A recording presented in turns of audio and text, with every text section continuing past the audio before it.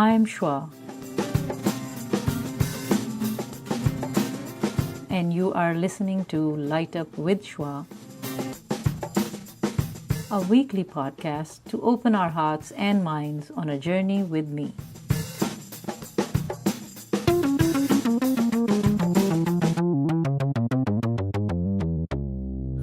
Good morning, Jagjeevan Kaur Ruitenberg. Good morning. I like your name. It's such an intercultural name. All right. Thank you for taking our time, and I'm really looking forward to exploring your world experience and all. So can you briefly tell me about yourself in 30 seconds or 1 minute, who you are, what do you do? I'm Jagjeevan Kaur, Ruitenberg, and I live in New Jersey with 2 children and a husband. My daughter is 16. My son is going to be 14 next month. And I say they have red hair because it's kind of unusual. I was about to ask that. Thank you for saying that. I was like, why red hair is so important? It's a little bit unusual and these days. And I think it's always been a little bit unusual and very cute. My husband and I work together, and we have a company called Ruitenberg Design Group, and we design the interiors of all kinds of commercial spaces. We specialize in supermarkets. We can do hotels and healthcare facilities, hospitals, any kind of commercial space. And so what we do is we plan it first. And then after we plan it, we design it, everything from the pretty pictures on the wall to fixtures hanging from the ceiling. Full interior designing. That's what you do. You and your husband. Okay. We also fabricate it. And then after we fabricate it and print it, then we install it. So it's one-stop shopping. Wow. Amazing. Thank you. So you are a parent, and what are you proud? Yeah. So that is important for you? I think once we started to try to make babies, we were conscious of it, but it's not something I thought about my whole life. Okay. Like one day, actually when I was very, very little girl, I have a very early memory of wanting to be a granny. So I just wanted to be a grandmother. So almost if someone would say to me, what do you want to be when you get older? I would say a granny. So that's so cute. I just didn't realize I would have to go get married, through a process. make babies. But I knew I always wanted to be a granny. That is one thing I knew. Nice. Okay. So what have you learned from your parenting that you think is really good and you can share, and something that you think that you can tell the people or young parents to be that they can avoid? What's a good parenting in your definition? I think the most important thing for me is that I have one shot of being a parent to 2 children, and that it's my shot, it's my chance. And if I listen to how other people, including people in my family, think that I should be a parent, it's good to listen, actually, and hear how people think. But if I actually just randomly just act on how people think I should be, because that was their experience, then I'm going to give away my only chance of doing what I think is the right thing. So I've always just acted on my own instincts, my own way, and do what I think is best for my kids. And, just if anyone criticizes it, then that's their opinion. And I just do what I think is best. Did you learn through books, or did you inculcate whatever you learned from your parents, or did you avoid some things that your parents did? At the very beginning, when they were babies, I looked a lot to Dr. Sears. He's someone who wrote some books about breastfeeding and attachment parenting, and why it's okay for a baby to be in your bed with you, and why it's a little bit of breastfeeding advice. So I looked to him for some kind of advice through his books. And that was in, their infant days. But mostly I didn't, if I looked to anyone, it was to him and his books, but mostly I just used my own instincts. And I didn't ask any doctors. I didn't feel like they understood, as well as my own instincts. And I noticed that in the hospital And I noticed the doctors, they would be very anxious to tell me, how much milk are they getting? How do you know how much they're getting? How do you know? People would say, are they growing properly? Are they big enough? And none of that I would pay any attention to. So I would just do my own. I said, I'm sure that they're going to live. Sure. And then I breastfed them when they were toddlers for a while. And people would say, well, when are you ever going to stop that? When will you ever stop breastfeeding? I said, I'm sure they're not going to go to high school this way. I'm really sure. So that's one thing I would know. Wow. I didn't want to give them a solid answer, but this I knew. Okay, I like that. Wow. So it means you were so were you always like this? Were you sure about yourself? Did you know yourself? I think so. Right? Yeah, I think so, because I've always been met with a lot of criticism, and I've done things just my own way, and all my life, I guess. And now that I look back at it, I guess I could see that. Maybe didn't see it at the time, but were your parents? It means they were very like they gave you full freedom to decide, or were you? They didn't. I mean, they just threw their hands up and said, "Oh boy, she's going to do what she wants. Oh boy, there she goes again." So it's not like they said, let me give her the ability to be her own person. Right. He just said, "Oi, there she goes again." And that's what they still say. Okay. Very self-assured person, knows what to do. So I think that's the best parenting advice, is to be self-assured. Okay. So it means you have a good relation with your children? Yes. You are very, very good. Yes. Yeah. I mean, how would you define kids, or describe that? Yeah. Well, they're typical kids. They want to go in their own room, do their own thing. Mommy, don't talk to me now. I'm busy. I have no time to talk to you. But they really. And what does talk mommy to you. do then? Like she's like, okay, or yeah, okay. It's okay. Are you cool with that? It's like, I can't get a hug. I can't get a kiss. No. So it's okay. They're sometimes I'll play and act. Like, hey, that's not right, but I don't mean it. Do they share with you? Yes, that's what I mean. Like when push comes to shove, they will share. They do share. And you said they're 14 and 16? 14 and 16. Yeah, I'm not looking for them saying, good morning, hello. It's okay. A daily life goes on. Daily life is daily life. It's just what matters to me are the big deal. Mommy, something happened at school today. I'm having big trouble. I need help. I have, something to talk to you about. Those are the important things in life are what's important to me, not a daily, did you do your homework? That's not important to me. Why is your grade low in the second marking period? You're not worried about that? Okay. I'm not worried about that. Excellent. Wow. So you're not like high achiever mother the way we are nowadays, like 10 activities, that. 0. I don't care if they don't do any activities. One thing I always tell my children, both of them, is for me to love them, they do one thing: breathe. That's it. And truth be known, they don't even have to breathe. I mean, if they died, God forbid, I would love them forever. They're still there. Wow. Their soul never dies. But I would never want to say that to my children. No, so I want them to live. So, you say the only thing they have to do, requirement from me, because you don't want to give any, I really don't want to give any requirement. But that's what I was going to ask, yeah. They have to breathe. You have to breathe. That's all you have to do is breathe. Wow. So, and I love you no matter what. So no conditions. I think that any parent just can have a great relationship with their child, no matter if they're a helicopter mom or they're laid back mom. They can find a way to make it work. But what works for me really well is that I don't give them expectations. I never manage their homework. I never manage their studying. I manage their grades. And one is better at keeping their grades than the other, but the other one figures that out pretty well.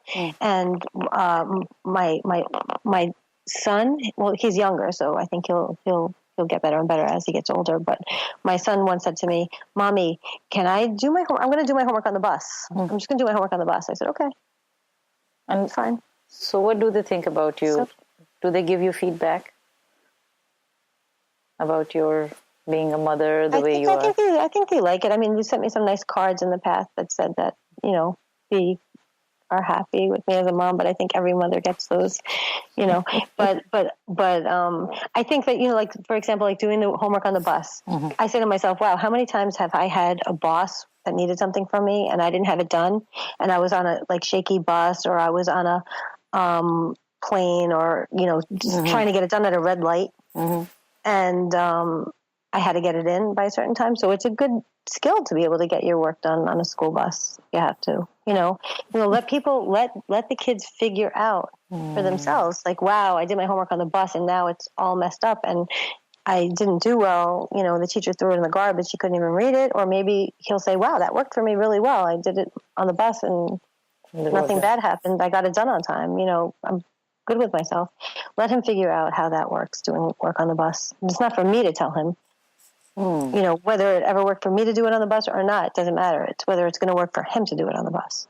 He has to make his own figurings of what's going to work or not me, for him. It's his brain, it's his life, it's his homework, it's his everything. So excellent. Good. It means then you would know something about that. Is intelligence enough to think?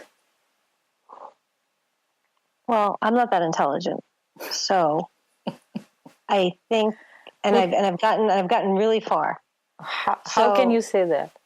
Well, because I've never been great at studying, and in my high school I didn't get the best grades. I did pretty well in college. So do you evaluate yourself and others through grades, I guess? No, I'm saying no. I'm like, they weren't that important to me, in other words, grades. So I wasn't really the best student. But I think grades? I did in grades. Okay. And, you know, I wasn't the best. So what were you good in that you think you were? I think I had a very good heart. I think I had a lot of good compassion for other people. I had a lot of empathy. I had when I went to college, I went to college in Manhattan in New York City. I went to John Jay College of Criminal Justice. And it was on 59th and 10th in Columbus Circle, and in New York City. And I commuted from New Jersey for a while, and from New York, from Long Island for a while. And I would stop at the Port Authority or New York Penn Station, and there would be a lot of homeless people back then because I'm very old. And I would sit down with them on the floor. I would like sit with them for hours. Sometimes I would just like take time off and just sit like 3-4 hours on the floor. My mother would say, "Where did my clothes go?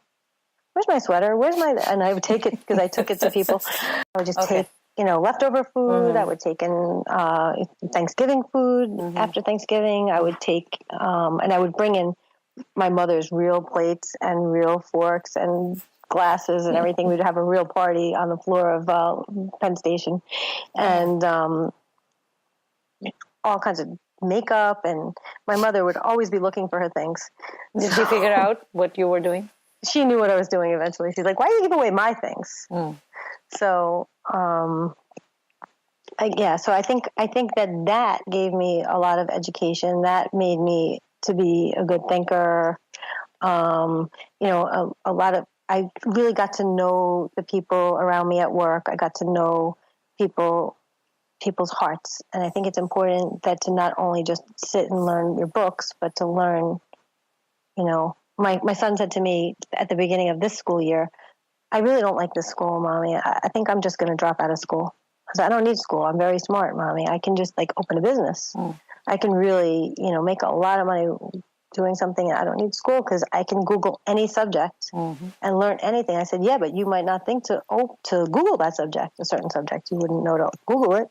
It's like, "Yeah, well, put it this way. How about like history? Why do I need to know all these things? Like dates and dates and dates and dates, and give me all these tests about all these different dates. Why do I need to know the years all these things happen?" I said, "You really don't need to know the years."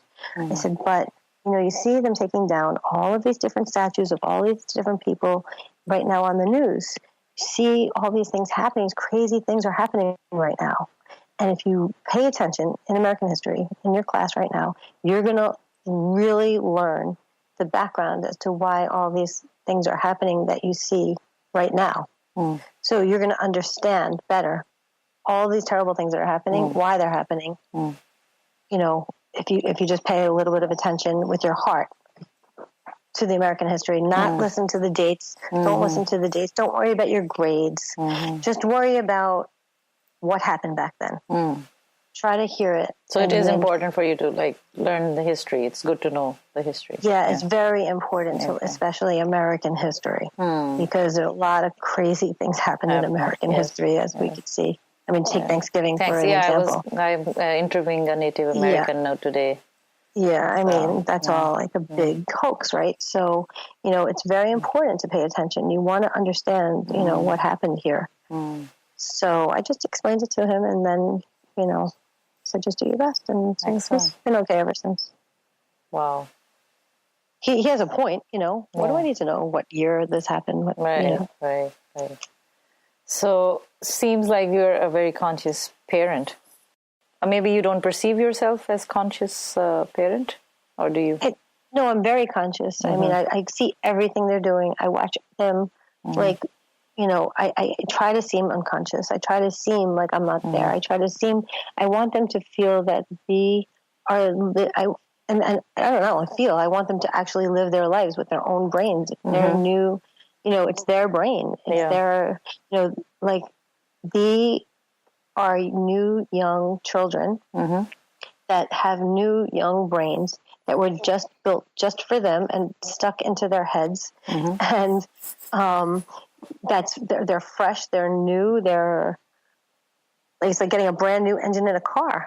Like, I have an old 51-year-old brain, like, that's been through pain and suffering and hurt and like, you know, someone honking the horn and screaming at me, and you know, someone in the grocery store saying hurry up when I wrote a check. You know, I've been through teachers, you know, telling me I can't go to the bathroom right now. You know, I've been through different things.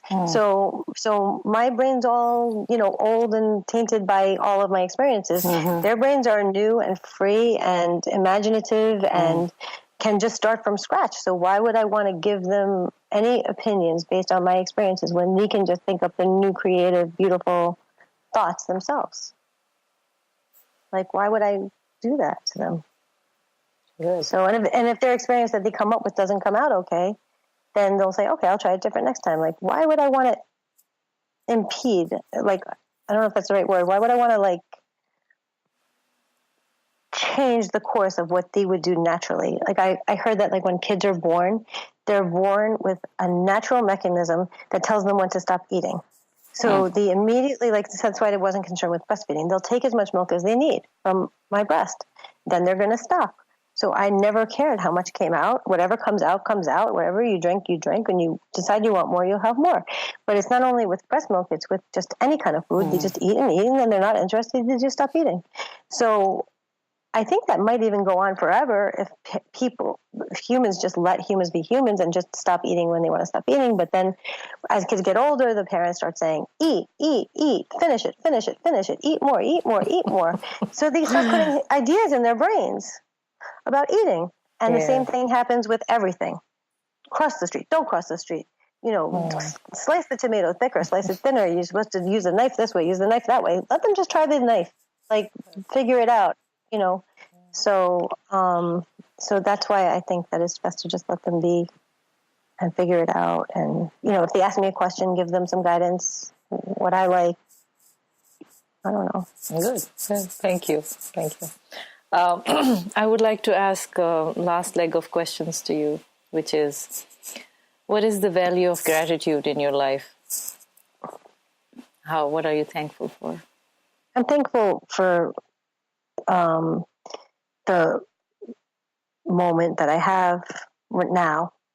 You know, I'm thankful to be, you know, even if it's, sometimes I feel like I'm having like the worst thing happen.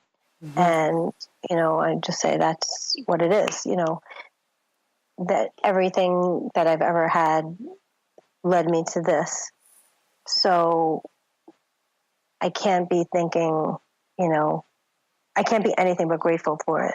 You know, it's just here, and this is what it is, and I have to just, you know, even if it's not right, it's going to probably lead to something great. So everything that I've ever gone through has led to something great. I feel great. I feel like this is the best moment of my life right now. And ultimately, I always feel that way, even after something really, really horrible happens. During the horrible moment, it feels terrible, but ultimately I always wind up feeling like, oh, this is still the greatest time of my life.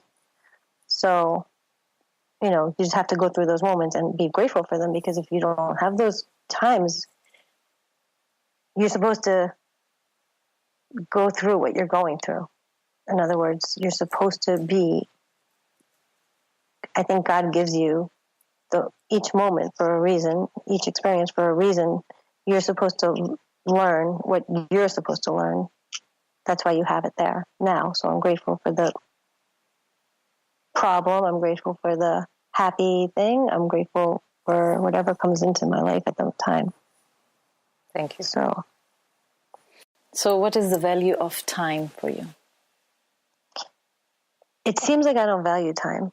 I have no value of, you don't value time. I get a lot of criticism in my life. Mm-hmm. But what do you think? You have no value of time. Mm-hmm. You don't appreciate time. Mm-hmm. You don't care about time. Mm-hmm. The most important thing is I try to care about other people's time. So, because I know everyone has a schedule. So I have to remember that always. But when it comes to myself, I try not to have any time, space issues at all. I don't have any concept of time or space. And I want to keep it like that. Just because I'm 51 years old doesn't mean I have to act like a 51-year-old. I can act like a newborn. So I always try to keep myself in that state of try to keep my brain like it's a new engine, like it's new. I don't try to make it old and tainted. I know it is, because it's 51 and it went through people honking their horns at me and everything, but to keep it mild. But I try to keep it as babyish as possible. So, I could be driving to work and I see this beautiful scene. I stop my car. Next thing I know, it's an hour later. I took 400 pictures. I see a cow. Oh, a squirrel. I'm CEO of a multi-million-dollar company, and I'll stop my car for a squirrel, and I'll watch the squirrel for an hour, and then I get to work, and they're like, "Where were you?" I'm like, "There was a squirrel." So you do tell them? It was brown. And you do tell them? And they very furry. So what do they say? Sometimes. By now they're like, she probably saw a squirrel. So they know me too well. Wow. Well, sometimes other people, you have to always be mindful. If you have a meeting, someone's coming to see you, you have to really value other people's time. Exactly. But if you have your own time, then it's important to just take the time. Yeah. Excellent. So that's where it's important to listen to other people. When you just don't know something, just say, I don't know. So do you consider yourself a good listener? Yeah. Some people say I'm not. Again, I'm always criticized, but because I talk a lot. So if I'm comfortable with someone, I talk a lot. So people who talk a lot are usually thought of to be not great listeners, but I don't agree with that. First of all, if I'm not comfortable with someone, I won't talk a lot. If I'm comfortable, I'll talk a lot. But I consider myself a very good listener, especially when it's a subject where I don't know anything. I will always want to listen and take advice because, I just don't know. So listen. But if I feel like I know, then I'm probably going to follow my own instincts. Because the things I'm really passionate about, I tend to think about a lot. I tend to give them a lot of thought and a lot of time and consideration till I really, really feel I made my mind up. So it would be hard to convince me otherwise. Good. Thank you. So we're coming just to the last questions, I know. Is this life an illusion for you? I don't think so. I think that, I think every life we have is very real. And, God gives us these lives for a reason, to be here, to be present, to be aware, to appreciate, to be grateful for. do something, to make a difference, to make an impact, not to be an illusion, to make it real, to make an impact, to touch somebody else. And yes, our souls are the main focus. Our souls are the things that carry on and live forever and ever. But the soul, keeps moving from life to life. But during each of those lives, if it's a human life, then we're here to make a human connection. So we should take the time to make the human connection we're here to make. And if we're a blade of grass, then we should feel the other blades of grass. Whatever we're here to do, whatever our purpose is here, then we shouldn't let it pass as an illusion. We should live that life, whatever it is, and really take the time to feel that experience of that life that we're having, not let it pass as an illusion. So too many people say, oh, what are we really here for? It's just a soul. It's just one of our 8.4 million lives, and then we're going to go on to another life. No, feel your life. This is it. This might be the best one you're going to have of all of them. So just take the time to experience it and maybe really make a big impact on what you're going to leave behind.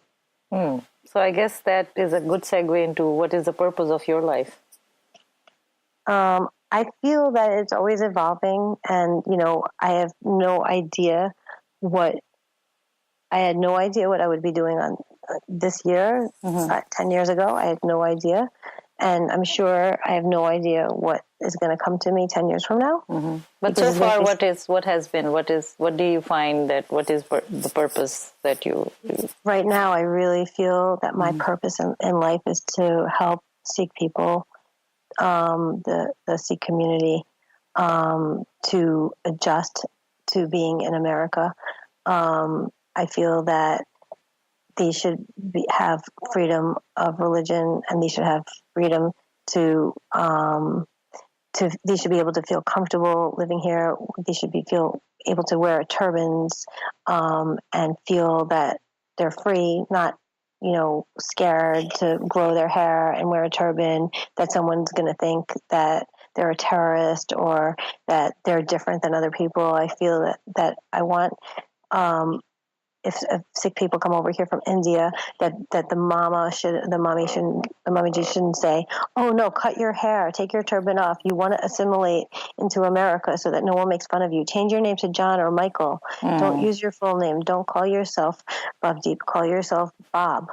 I want the Indian Mamiji to be able to feel that they should come here and say, you are Bhavdeep Singh. You call yourself Bhavdeep. Don't shorten your name for anybody. Keep your turban on.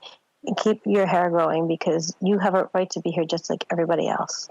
So I feel it's my purpose in life right now to help, to show, since I'm white, I'm able to be a voice for white people and show white people that who Sikhs are, why they wear a turban, why they grow their hair, what kind of people they are, what the community is all about, and that they should not be discriminated against, and there should be no violence, and that they belong here in America. Just like they belong here in America. So that's what I feel my purpose right now in life is. Thank you. Second last question. Any message of hope?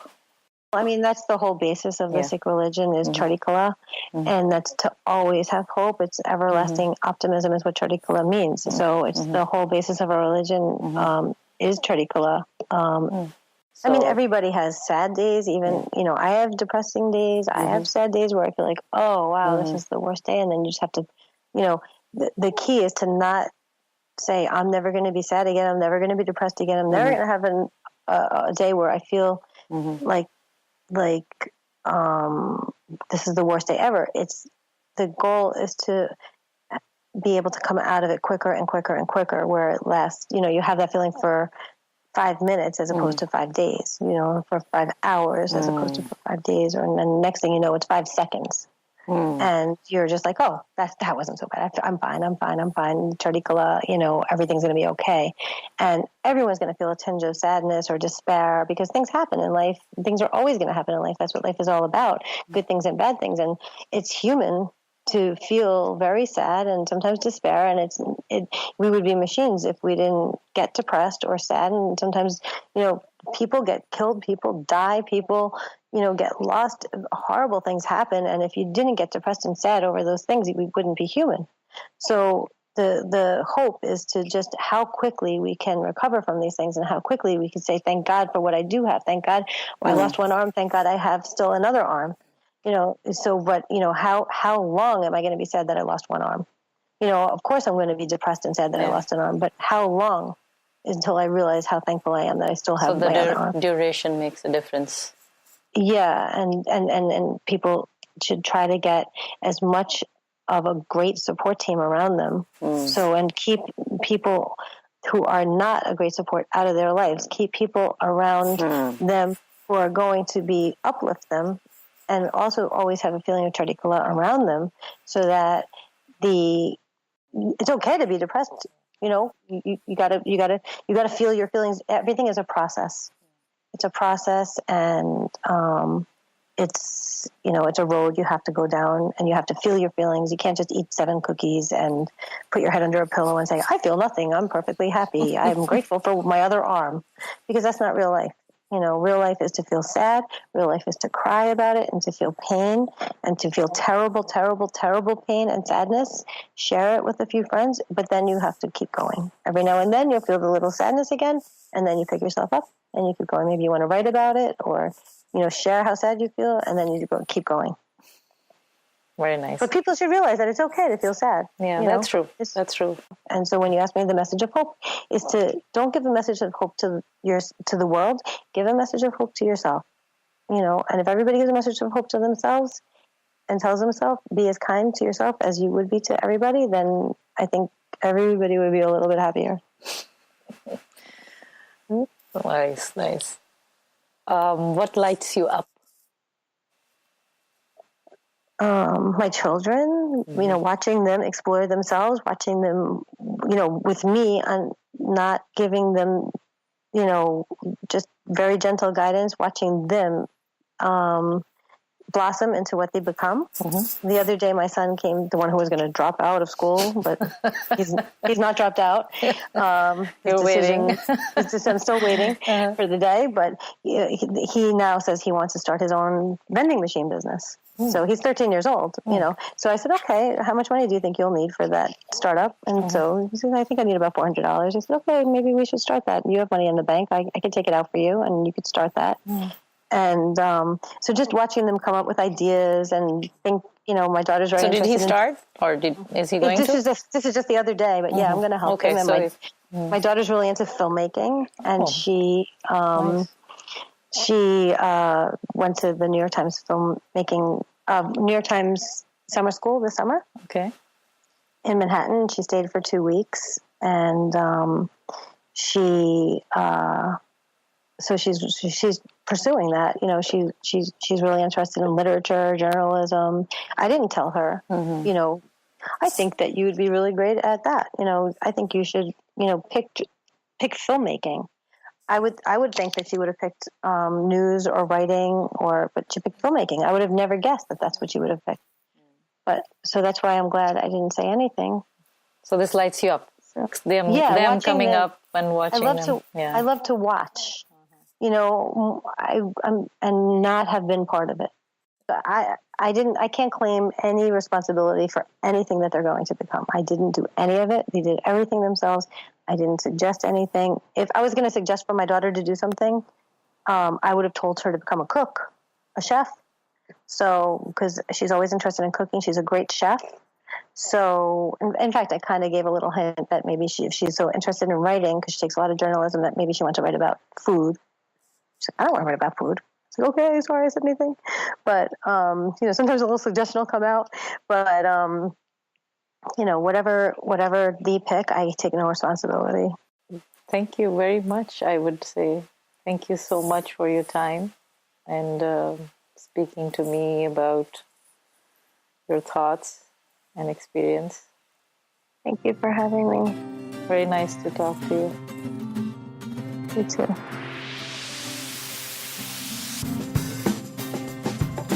Thank you for staying with me through this exciting episode. Please don't forget to subscribe and stay tuned for the next episode of Light Up with Shwa.